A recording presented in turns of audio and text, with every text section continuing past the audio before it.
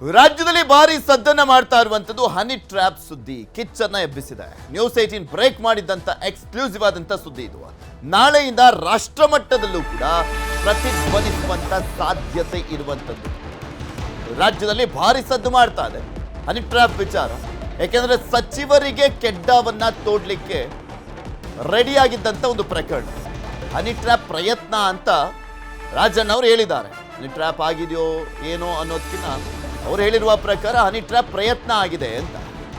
CM ಭೇಟಿಯಾಗಿ AICC ಅಧ್ಯಕ್ಷ ಖರ್ಗೆ ಅವರು ಚರ್ಚೆಯನ್ನ ಮಾಡಿದ್ದಾರೆ. ಸಿಎಂ ಆರೋಗ್ಯ ವಿಚಾರಿಸಿ ಸಮಾಲೋಚನೆಯನ್ನ ಮಾಡಿರುವಂಥದ್ದು. ಹನಿ ಟ್ರ್ಯಾಪ್ ವಿಚಾರವಾಗಿ ಮಾಹಿತಿಯನ್ನ ಸಂಗ್ರಹಿಸಲಾಗಿದೆ ಎಐಸಿಸಿ ಅಧ್ಯಕ್ಷರಾಗಿರುವಂತಹ ಮಲ್ಲಿಕಾರ್ಜುನ ಖರ್ಗೆ ಅವರಿಂದ. ನಾಳೆ ಸಂಸತ್ನಲ್ಲಿ ಪ್ರಸ್ತಾಪಕ್ಕೆ ಬಿಜೆಪಿ ಮುಂದಾಗಿರುವಂಥದ್ದು. ಕಾಂಗ್ರೆಸ್ಗೆ ಮುಜುಗರವನ್ನ ತರಲಿಕ್ಕೆ ಬಿಜೆಪಿ ಪ್ಲಾನ್ ಅನ್ನ ಮಾಡಿದೆ. ಯಾಕೆಂದ್ರೆ ಈಗ ಒಟ್ಮಾಟ್ ತೋರಿಸಲಾಗ್ತಾ ಇರುವಂಥದ್ದು ಯಾರ ಕಡೆ, ಯಾರ ವಿರುದ್ಧ ಆರೋಪಗಳನ್ನು ಮಾಡಲಾಗ್ತದೆ ಅವರ ಹೆಸರನ್ನ ಹೇಳದೇನೆ ಹೇಗೆಲ್ಲ ಅವರ ಹೆಸರನ್ನ ತರುವಂತ ಪ್ರಯತ್ನವನ್ನು ಮಾಡಲಾಗ್ತದೆ. ಎಲ್ರಿಗೂ ಗೊತ್ತಿರುವಂತ ವಿಚಾರ. ಅಂದ್ರೆ ರಾಜ್ಯ ಕಾಂಗ್ರೆಸ್ನಲ್ಲಿ ಯಾವ ಹಂತಕ್ಕೆ ಹೋಗಲಾಗಿದೆ, ರಾಜ್ಯ ಕಾಂಗ್ರೆಸ್ ಯಾವ ರೀತಿಯಾಗಿ ಇಂಥ ಹನಿ ಟ್ರ್ಯಾಪ್ಗಳನ್ನ ಮಾಡಿಸುವಂತ ನಿಟ್ಟಿನಲ್ಲಿ ಪ್ರಯತ್ನ ಪಡಲಾಗ್ತದೆ ಅವರವರೇ ಪಕ್ಷದಲ್ಲಿ ಅನ್ನುವಂಥದ್ದನ್ನ ಬಿಂಬಿಸುವಂತ ಪ್ರಯತ್ನವನ್ನ ಬಿಜೆಪಿ ಮಾಡ್ತಾ ಇದೆ. ಅದರಲ್ಲೂ ದಲಿತ ಸಚಿವರಿಗೆ ಕೆಡ್ಡ ತೋಡ್ಲಾಗ್ತಾ ಇದೆ ಅಂತ ಹೇಳ್ತಾ ಈ ಬೆನ್ನಲ್ಲೇ ಸಿಎಂ ಭೇಟಿಯಾಗಿ ಖರ್ಗೆ ಅವರು ಚರ್ಚೆಯನ್ನ ಮಾಡಿರುವಂಥದ್ದು. ಸದನದಲ್ಲಿ ರಾಜಣ್ಣ ಹೇಳಿಕೆ, ಸ್ವಪಕ್ಷದ ಪ್ರಭಾವಿ ಯಾರು, ಹನಿ ಟ್ರ್ಯಾಪ್ ಯತ್ನ ಆಗಿತ್ತಾ, ಆರೋಪ ನಿಜನಾ, ಹೀಗೆ ಹಲವು ವಿಚಾರಗಳ ಬಗ್ಗೆ ಸಿಎಂ ಜೊತೆ ಚರ್ಚೆಯನ್ನ ಮಾಡಿದ್ದಾರೆ ಅಂತ ಹೇಳಲಾಗ್ತಾ ಇದೆ. ಮಗ ಪ್ರಿಯಾಂಕ್ ಖರ್ಗೆ ಜೊತೆ ಸಿಎಂ ಮನೆಗೆ ತೆರಳಿದ್ರು ಮಲ್ಲಿಕಾರ್ಜುನ ಖರ್ಗೆ ಅವರು. ಯಾಕೆಂದ್ರೆ ಸಿದ್ದರಾಮಯ್ಯನವರು ನೋಡ್ತಾ ಇದೀವಲ್ಲ, ಕಳೆದ 1.5 ತಿಂಗಳಿಂದಲೂ ಕೂಡ ಅವರು ಓಡಾಡ್ಲಿಕ್ಕೆ ಸ್ವಲ್ಪ ಕಷ್ಟ ಆಗ್ತಾ ಇರುವಂಥದ್ದು, ಹೆಲ್ತ್ ಪ್ರಾಬ್ಲಮ್ ಇದ್ದ. ಸೊ ಮಲ್ಲಿಕಾರ್ಜುನ್ ಖರ್ಗೆ ಅವರೇ ಸ್ವತಃ ಹೋಗಿ ಅವ್ರ ನಿವಾಸದಲ್ಲಿ ಚರ್ಚೆಯನ್ನ ಮಾಡಿದ್ದಾರೆ. ಇದ್ರ ಬಗ್ಗೆ ಇನ್ನಷ್ಟು ಮಾಹಿತಿಯನ್ನ ಕೊಡ್ತಾ ಹೋಗ್ತಾರೆ ನಮ್ಮ ಪೊಲಿಟಿಕಲ್ ಬ್ಯೂರೋ ಮುಖ್ಯಸ್ಥರಾಗಿರುವಂತ ಚಿದಾನ್ ಪಟೇಲ್ ನಮ್ಮ ಜೊತೆ ದೂರವಾಣಿ ಸಂಪರ್ಕದಲ್ಲಿ ಜಾಯ್ನ್ ಆಗ್ತಾ ಇದ್ದಾರೆ. ಚಿದಾನ್ ಪಟೇಲ್, ಎಐಸಿಸಿ ಅಧ್ಯಕ್ಷರೇ ಸ್ವತಃ ಮುಖ್ಯಮಂತ್ರಿಗಳ ನಿವಾಸಕ್ಕೆ ಹೋಗಿ ಅವರನ್ನ ಭೇಟಿಯಾಗಿ ಆರೋಗ್ಯ ವಿಚಾರಿಸೋದ್ರ ಜೊತೆಗೆ ಯಾವೆಲ್ಲ ರಾಜಕೀಯ ವಿಚಾರಕ್ಕೆ ಸಂಬಂಧಪಟ್ಟಂತೆ ಚರ್ಚೆಯನ್ನ ಮಾಡಲಾಯಿತು ಅಂತ.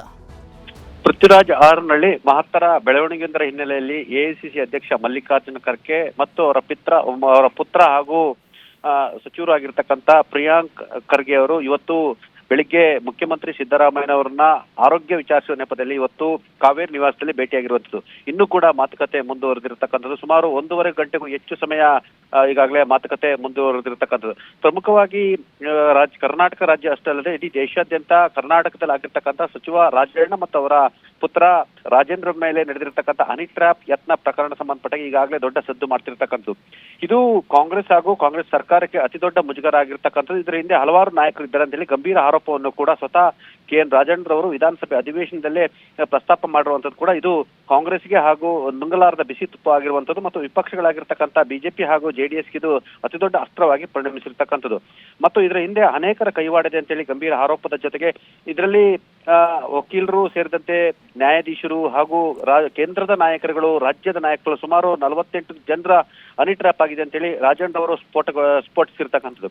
ಹಾಗಾಗಿ ಹಲವಾರು ಅನುಮಾನ ಕೂಡ ವ್ಯಕ್ತವಾಗಿರ್ತಕ್ಕಂಥದ್ದು. ಇದರ ಹಿಂದೆ ಇರ್ತಕ್ಕಂಥ ಜಾಲ ಯಾರು ಮತ್ತು ಇದನ್ನ ಯಾಕೆ ರಾಜಣ್ಣ ಮತ್ತು ಅವರ ಪುತ್ರನಿಗೆ ಹನಿ ಟ್ರ್ಯಾಪ್ ಯತ್ನ ನಡೀತು ಅನ್ನೋ ಒಂದು ಪ್ರಶ್ನೆ ಮತ್ತು ಯಕ್ಷ ಪ್ರಶ್ನೆ ಒಡಮೂಡಿರ್ತಕ್ಕಂಥದ್ದು. ಈ ಎಲ್ಲ ಬೆಳವಣಿಗೆ ನಡುವೆ ಕೂಡ ನಾಳೆ ಲೋಕಸಭೆಯ ಎರಡೂ ಮನೆಗಳಲ್ಲಿ ಅಂದ್ರೆ ರಾಜ್ಯಸಭೆ ಮತ್ತು ಲೋಕಸಭೆ ಎರಡೂ ಕಡೆ ಕೂಡ ಕರ್ನಾಟಕದಲ್ಲಾಗಿರ್ತಕ್ಕಂಥ ಹನಿ ಟ್ರ್ಯಾಪ್ ಪ್ರಕರಣವನ್ನ ಸಿಬಿಐ ತನಿಖೆಗೆ ಒತ್ತಾಯಿಸಿ ಮತ್ತು ಈಗಾಗಲೇ ಸ್ಪೀಕರ್ ಖಾದರ್ ಅವರು ಬಿಜೆಪಿಯ 18 ಜನ ಶಾಸಕರನ್ನ 6 ತಿಂಗಳವರೆಗೆ ಅಮಾನತುಗೊಳಿಸಿರುವ ವಿಚಾರವನ್ನು ಪ್ರಸ್ತಾಪ ಮಾಡಿ ನಾಳೆ ಸದನದಲ್ಲಿ ಕೋಲಾಹಲ ಎಬ್ಬಿಸಲು ಭಾರತೀಯ ಜನತಾ ಪಕ್ಷ ತೀರ್ಮಾನವನ್ನು ಮಾಡಿರುವಂತದ್ದು. ಈಗಾಗಲೇ ಲೋಕಸಭೆಯ ಸ್ಪೀಕರ್ ಆಗಿರ್ತಕ್ಕಂಥ ಓಂ ಬಿರ್ಲಾ ಅವರಿಗೆ ನೋಟಿಸ್ ಅನ್ನು ಕೊಟ್ಟಿರ್ತಕ್ಕಂಥದ್ದು. ಹಾಗಾಗಿ ನಿನ್ನೆಯೂ ಕೂಡ ಕರ್ನಾಟಕ ಕಾಂಗ್ರೆಸ್ ಉಸ್ತುವಾರಿ ಆಗಿರ್ತಕ್ಕಂಥ ಸುರ್ಜೇವಾಲಾ ಹಾಗೂ ಎಐಸಿಸಿ ಪ್ರಧಾನ ಕಾರ್ಯದರ್ಶಿ KC ವೇಣುಗೋಪಾಲ್ ಸೇರಿದಂತೆ ಅನೇಕರು ಮುಖ್ಯಮಂತ್ರಿಗಳಿಗೆ ಕರೆ ಮಾಡಿ ಮಾಹಿತಿಯನ್ನು ಪಡೆದಿರತಕ್ಕಂಥದ್ದು. ಇದರ ಬೆನ್ನಲ್ಲೇ ಎಐಸಿಸಿ ಅಧ್ಯಕ್ಷ ಮಲ್ಲಿಕಾರ್ಜುನ ಖರ್ಗೆ ಅವರು ಕೂಡ ಹನಿ ಟ್ರ್ಯಾಪ್ ಪ್ರಕರಣ ಸಂಬಂಧಪಟ್ಟಕ್ಕೆ ಸುದೀರ್ಘವಾಗಿ ಮುಖ್ಯಮಂತ್ರಿಗಳ ಜೊತೆ ಚರ್ಚೆ ಮಾಡಿರ್ತಕ್ಕಂಥದ್ದು. ಹಾಗಾಗಿ ಉನ್ನತ ಮಟ್ಟದ ತನಿಖೆಗೆ ವಹಿಸುವ ಸಂಬಂಧಪಟ್ಟಕ್ಕೆ ಮಲ್ಲಿಕಾರ್ಜುನ ಖರ್ಗೆ ಜೊತೆ ಕೂಡ ಚರ್ಚೆಯನ್ನ ಮಾಡಿರುವಂತದ್ದು. ಇದರ ಹಿಂದೆ ಯಾರಿದ್ದಾರೆ ಈ ಸಂದರ್ಭದಲ್ಲಿ ಚಿದಾನ್ ಪಟೇಲ್ ಪ್ರಮುಖವಾಗಿ ವೀರಪ್ಪ ಮೊಯ್ಲಿ ಅವರು ಕೂಡ ಹೇಳ್ತಾ ಇದ್ರು, ಇದನ್ನ ಪಕ್ಷದ ಆಂತರಿಕವಾಗಿ ಚರ್ಚೆಯನ್ನ ಮಾಡಬೇಕಾಗಿತ್ತು. ಫಸ್ಟು ಅಲ್ಲಿ ವಿಧಾನಸಭೆಯಲ್ಲಿ ಚರ್ಚೆ ಮಾಡಿದಂಥ ಸಂದರ್ಭದಲ್ಲಿ ನಮ್ಮ ಪಕ್ಷಕ್ಕೆ ಅಲ್ವಾ ಮುಜುಗರ ಆಗುವಂಥದ್ದು ಅನ್ನುವಂಥ ಮಾತುಗಳನ್ನ ಕೂಡ ಹೇಳ್ತಾ ಇದ್ರು. ಆ ರೀತಿಯಾಗೂ ಏನಾದರೂ ಚರ್ಚೆ ಆಯ್ತಾ ಅಂತ. ಬಿಕಾಸ್ ಈಗ ರಾಷ್ಟ್ರ ಮಟ್ಟದಲ್ಲಿ ಚರ್ಚೆ ಆಗುವಂಥ ಸಂದರ್ಭದಲ್ಲಿ ಸಹಜವಾಗಿ ಕಾಂಗ್ರೆಸ್ಗೆ ಮುಜುಗರವನ್ನ ತರುತ್ತೆ. ಯಾಕೆಂದ್ರೆ ಇದು ಸಿದ್ದರಾಮಯ್ಯನವರ ಆಪ್ತರು ಬೇರೆ ರಾಜಣ್ಣ ಅವರು. ಒಂದು ದಲಿತ ಟ್ರಂಪ್ ಕಾರ್ಡ್ ಅನ್ನ ಬಳಸಲಾಗ್ತಾ ಇರುವಂಥದ್ದು, ಅದರ ಜೊತೆಗೆ ರಾಜ್ಯ ಕಾಂಗ್ರೆಸ್ನಲ್ಲಿ ಅಧಿಕಾರಕ್ಕೋಸ್ಕರ ಎಂತ ಅಂದ್ರೆ ಯಾವ ಲೆವೆಲ್ಗೆ ಹೋಗ್ತಾ ಇದ್ದಾರೆ ಅನ್ನುವಂಥ ವಿಚಾರವನ್ನ ಕೂಡ ಪ್ರಸ್ತಾಪವನ್ನ ಮಾಡಿದಂತಾಗುತ್ತೆ. ಇದು ಮುಜುಗರವನ್ನ ತರುತ್ತೆ. ಈ ವಿಚಾರಗಳು ಪ್ರಸ್ತಾಪ ಆಯ್ತಾ? ಪೃಥ್ವಿ, ನ್ಯೂಸ್ 18 ಕನ್ನಡ ತುಮಕೂರು ಭಾಗದ ಸಚಿವರು ಮುಖ್ಯಮಂತ್ರಿಗಳ ಹತ್ಯಾಪ್ತರು, ಇದರಿಂದ ಪ್ರಭಾವಿಗಳ ಕೈವಾಡ ಇದೆ ಮತ್ತು ಅವರ ಸಮುದಾಯದ ಪ್ರಭಾವಿ ಸಚಿವರಾಗಿರ್ತಕ್ಕಂಥ ಸತೀಶ್ ಜಾರಕಿಹೊಳಿ ಜೊತೆ ಚರ್ಚೆಯನ್ನು ಕೂಡ ಮಾಡಿದ್ದಾರೆ. ಮುಖ್ಯಮಂತ್ರಿ ಗಮನಕ್ಕೂ ಬಂದಿದೆ ಮತ್ತು ಎಐಸಿಸಿ ಗಮನಕ್ಕೆ ಸದ್ಯಕ್ಕೆ ಈಗ ಬಂದಿದೆ ಅಂತೇಳಿ ನೇರವಾಗಿ ನ್ಯೂಸ್ 18 ಕನ್ನಡ ಸುದ್ದಿಯನ್ನ ಬಿತ್ತರಿಸಿತು. ಮತ್ತು ತುಮಕೂರು ಭಾಗದ ಸಚಿವರು ಅಂತೇಳಿ ಪದೇ ಪದೇ ನಾವು ಕೋಟನ್ನ ಮಾಡಿದ್ವು. ಯಾಕಂತ ಹೇಳಿದ್ರೆ ಇದು ಸಂತ್ರಸ್ತ ಸಚಿವರು ಮತ್ತು ಅವರ ಬಾಯಿಂದಲೇ ಬರಲಿ ಎಂಬ ಉದ್ದೇಶದಿಂದ ನ್ಯೂಸ್ 18 ಕನ್ನಡ ಈ ಸುದ್ದಿಯನ್ನ ಬಿತ್ತರಿಸಿತು. ಮತ್ತು ಇದು ತುಮಕೂರು ಭಾಗದ ಸಚಿವರಾಗಿರ್ತಕ್ಕಂಥ KN ರಾಜೇಂದ್ರ ಕೂಡ ಎಲ್ಲೊಂದ್ ಕಡೆ ಇರಿಸು ಹೊರಸಾಗಿತ್ತು ಮತ್ತು ಅವರ ಹೆಸರನ್ನ ಬಹಿರಂಗಗೊಳಿಸಲಿಕ್ಕೆ ಅನಿವಾರ್ಯ ಕೂಡ ಆಗಿತ್ತು. ಸತೀಶ್ ಜಾರಕಿಹೊಳಿ ಕೂಡ ಇದು ಅನಿವಾರ್ಯ ಆಗಿತ್ತು. ಹಾಗಾಗಿ ಇದು ಸದ್ಯದ ಉತ್ತಮವಾದ ವೇದಿಕೆ. ಆ ಮುಖಾಂತರ ಇದಕ್ಕೆ ಒಂದು ತಾರ್ಕಿಕ ಅಂತ್ಯಕ್ಕೆ ಕೊಂಡೊಯ್ಯಬೇಕೆಂಬ ಕಾರಣಕ್ಕಾಗಿ ಮತ್ತು ಇದರ ಹಿಂದೆ ಕರ್ನಾಟಕ ಕಾಂಗ್ರೆಸ್ನಲ್ಲಿ ಪ್ರಭಾವಿ ಇದ್ದಾರೆ ಎಂಬ ಅನುಮಾನವನ್ನು ವ್ಯಕ್ತಪಡಿಸಿರೋ ಕಾರಣಕ್ಕಾಗಿ KN ರಾಜೇಂದ್ರ ಅವರು ನ್ಯೂಸ್ 18 ಕನ್ನಡದ ಸುದ್ದಿಯ ಬಿತ್ತರದ ಒತ್ತಡದ ಕಾರಣಕ್ಕಾಗಿ ಅವರು ಅಸೆಂಬ್ಲಿಯಲ್ಲಿ ಹೇಳಿದ್ರು, ತುಮಕೂರು ಭಾಗದ ಸಚಿವರು ಅಂತ ಹೇಳಿ ಮಾಧ್ಯಮವನ್ನು ಬಿತ್ತರಿಸ್ತಿತ್ತು. ಇಲ್ಲ, ನಾನು ಮತ್ತು ಪರಮೇಶ್ವರ್ ಇಬ್ಬರೇ ಸಚಿವರು ಇದ್ದಿದ್ದು, ಅಲ್ಲದೆ ಮುಖ್ಯಮಂತ್ರಿಗಳ ಅತ್ಯಾಪ್ತರ ಸಚಿವರು ಅಂತ ಹೇಳ್ತಿದ್ರು. ಹಾಗಾಗಿ ನಾನು ಅನಿವಾರ್ಯವಾಗಿ ನನ್ನ ಹೆಸರನ್ನ ಪ್ರಸ್ತಾಪ ಮಾಡ್ತೀನಿ ಮತ್ತು ಇಡೀ ಪ್ರಕರಣವನ್ನ ಪ್ರಸ್ತಾಪ ಮಾಡ್ತಿದ್ದೀನಿ ಅಂತ ಹೇಳಿತ್ತು. ಹಾಗಾಗಿ ಅವರ ಹೆಸರನ್ನ ಬಹಿರಂಗವಾಗಿ ಹೇಳಲಿಕ್ಕೆ ಅನಿವಾರ್ಯತೆಯನ್ನ ನ್ಯೂಸ್ 18 ಕನ್ನಡ ಸೃಷ್ಟಿ ಮಾಡಿತ್ತು. ಅನಿವಾರ್ಯವಾಗಿ ಕೂಡ ತಮ್ಮ ಮಾನವನ್ನು ಉಳಿಸಿಕೊಳ್ಳಲು ಕೂಡ ರಾಜೇಂದ್ರ ಅವರು ಸದನದಲ್ಲೇ ಪ್ರಸ್ತಾಪವನ್ನ ಮಾಡಿದ್ರು. ಇದೀಗ ಇದು ತಾರ್ಕಿಕ ಅಂತ್ಯಕ್ಕೆ ಕಾಣಬೇಕೆಂಬುದು ಮುಖ್ಯಮಂತ್ರಿ ಸೇರಿದಂತೆ ಅನೇಕರ ಆಶಯ ಆಗಿರ್ತಕ್ಕಂಥದ್ದು. ಒಂದು ವೇಳೆ ಇದು ಈಗಾಗಲೇ ಕಾಂಗ್ರೆಸ್ಗೆ ರಾಷ್ಟ್ರ ಮಟ್ಟದಲ್ಲಿ ಮುಜುಗರ ಆಗಿರ್ತಕ್ಕಂಥ, ಒಂದು ವೇಳೆ ಕಾಂಗ್ರೆಸ್ನ ನಾಯಕರೇ ಇದರಲ್ಲಿದ್ರೆ, ಪ್ರಭಾವಿ ನಾಯಕರಿದ್ರೆ, ಇದು ಕೇವಲ ಕರ್ನಾಟಕ ಆಡಳಿತದ ಕಾಂಗ್ರೆಸ್ ಪಕ್ಷಕ್ಕೆ ಮಾತ್ರ ಮುಜುಗರ ಅಲ್ಲ, ಎಐಸಿಸಿ ಮಟ್ಟದಲ್ಲೂ ಕೂಡ ಕಾಂಗ್ರೆಸ್ಗೆ ಮುಜುಗರ ಮತ್ತು ಲೋಕಸಭೆಯ ವಿಪಕ್ಷ ನಾಯಕ ರಾಹುಲ್ ಗಾಂಧಿ ಮತ್ತು ರಾಜ್ಯಸಭೆಯ ವಿಪಕ್ಷ ನಾಯಕ ಮಲ್ಲಿಕಾರ್ಜುನ್ ಖರ್ಗೆ ಅವರು ಕೂಡ ಇದು ಮುಖಭಂಗ ಮತ್ತು ಕಪ್ಪು ಚುಕ್ಕೆ. ಹಾಗಾಗಿ ಇದನ್ನು ಯಾವ ರೀತಿ ಹ್ಯಾಂಡಲ್ ಮಾಡೋದು, ಇದ್ರ ಹಿಂದೆ ಯಾರೆಲ್ಲ ಇದ್ದಾರೆ ಎಂಬುದರ ಬಗ್ಗೆ ಮಲ್ಲಿಕಾರ್ಜುನ್ ಖರ್ಗೆ ಜೊತೆ ಮುಖ್ಯಮಂತ್ರಿ ಸಿದ್ದರಾಮಯ್ಯನವರು ಸುದೀರ್ಘವಾಗಿ ಚರ್ಚೆಯನ್ನ ಮಾಡ್ತಿರುವಂತದ್ದು. ಪೃಥ್ವಿ, ಓಕೆ, ಧನ್ಯವಾದ ಚಿದಾನ್ ಪಟೇಲ್ ನಿಮ್ಮೆಲ್ಲ ಮಾಹಿತಿಗಾಗಿ. ಹನಿ ಟ್ರ್ಯಾಪ್ ಯಾರೇ ಮಾಡಿದ್ರು ತಪ್ಪು, ಸಿಎಂಗೆ ಸಚಿವ ರಾಜಣ್ಣ ಎಲ್ಲವನ್ನೂ ಕೂಡ ವಿವರಿಸಿದ್ದಾರೆ ಅಂತ ವಿಜಯಪುರದಲ್ಲಿ ಬೃಹತ್ ಕೈಗಾರಿಕಾ ಸಚಿವ MB ಪಾಟೀಲ್ ಅವರ ಹೇಳಿಕೆ. ಇಲ್ಲಿ ಹನಿ ಟ್ರ್ಯಾಪ್ ವಿಚಾರಕ್ಕೆ ಸಂಬಂಧಪಟ್ಟಂತೆ ಕಾಂಗ್ರೆಸ್ನ ಸಚಿವರುಗಳು ಮಾತನಾಡ್ತಾನೆ ಇದ್ದಾರೆ. ಹನಿ ಟ್ರ್ಯಾಪ್ ಯಾರೇ ಮಾಡಿದ್ರು ಕೂಡ ತಪ್ಪೆ, ಸಿಎಂಗೆ ರಾಜಣ್ಣ ಎಲ್ಲವನ್ನೂ ಕೂಡ ವಿವರಿಸಿದ್ದಾರೆ ಅಂತ ಹೇಳಿದ್ರು MB ಪಾಟೀಲ್ ಅವರು. ಹನಿ ಟ್ರ್ಯಾಪ್ ಇದು ಬಹಳ ಹೀನ ಕೆಲಸ, ಹನಿ ಟ್ರ್ಯಾಪ್ ಬಗ್ಗೆ ತನಿಖೆ ಆಗಬೇಕು. ವಿಜಯಪುರದಲ್ಲಿ MB ಪಾಟೀಲ್ ಅವರ ಹೇಳಿಕೆ. ತನಿಖೆ ಆಗ್ಬೇಕು, ಹೌದು, ಎಲ್ಲರೂ ಹೇಳ್ತಾ ಇದ್ದಾರೆ ಈಗ ತನಿಖೆ ಆಗಬೇಕು ಅಂತ, ಬರೋರು ಎಲ್ಲರೂ ಕೂಡ ಮಾತನಾಡ್ತಾ ಇದ್ದಾರೆ. ಬಟ್ ಫಸ್ಟ್ ಕಂಪ್ಲೇಂಟ್ ರಿಜಿಸ್ಟರ್ ಆಗಬೇಕಲ್ಲ, ಕಂಪ್ಲೇಂಟನ್ನು ಕೂಡ ರಿಜಿಸ್ಟರ್ ಮಾಡ್ತಾ ಇಲ್ಲ. ಉನ್ನತ ಮಟ್ಟದ ತನಿಖೆ ಅಂತ ಸರ್ಕಾರ ಏನೋ ಹೇಳ್ತಾ ಇದೆ, ಮುಖ್ಯಮಂತ್ರಿಗಳು ಗೃಹ ಸಚಿವರು ಎಲ್ಲರೂ ಹೇಳ್ತಾ ಇದ್ದಾರೆ. ಬಟ್ ಅದಕ್ಕೂ ಕೂಡ ಒಂದು ಟೀಮು ಕೂಡ ರಚನೆ ಆಗ್ತಾ ಇಲ್ಲ.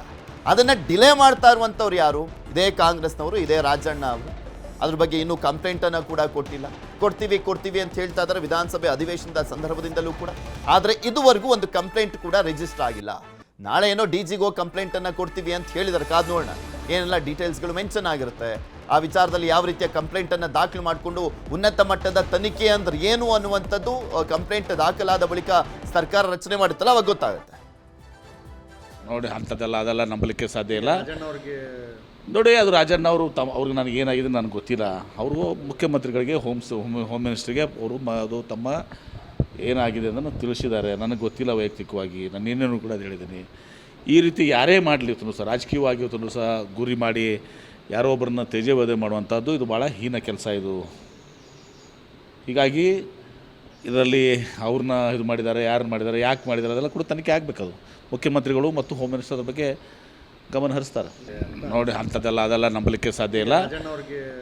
ನೋಡಿ, ಅದು ರಾಜಣ್ಣ ಅವರು ಅವ್ರಿಗೆ ನನಗೆ ಏನಾಗಿದೆ ನನಗೆ ಗೊತ್ತಿಲ್ಲ. ಅವರು ಮುಖ್ಯಮಂತ್ರಿಗಳಿಗೆ ಹೋಮ್ ಮಿನಿಸ್ಟ್ರಿಗೆ ಅವರು ಅದು ತಮ್ಮ ಏನಾಗಿದೆ ಅಂತ ತಿಳಿಸಿದ್ದಾರೆ. ನನಗೆ ಗೊತ್ತಿಲ್ಲ ವೈಯಕ್ತಿಕವಾಗಿ, ನಾನು ಏನೇನು ಕೂಡ ಹೇಳಿದ್ದೀನಿ.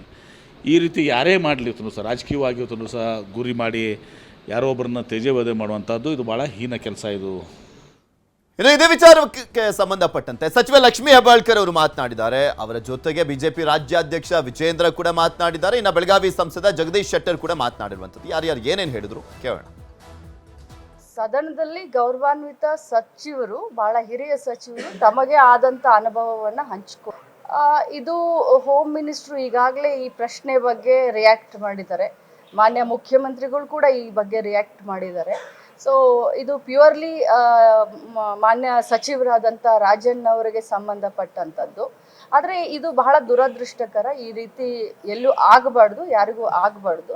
ಸೊ ಹೇಗೆ ಸಚಿವರು ಡಿಸಿಷನ್ ತಗೊಳ್ತಾರೆ, ಯಾವ ರೀತಿ ಮುಖ್ಯಮಂತ್ರಿಗಳು ಮತ್ತು ಹೋಮ್ ಮಿನಿಸ್ಟ್ರು ಇದನ್ನು ಮಾಡ್ತಾರೆ, ಆ ರೀತಿ ಆಗುತ್ತೆ.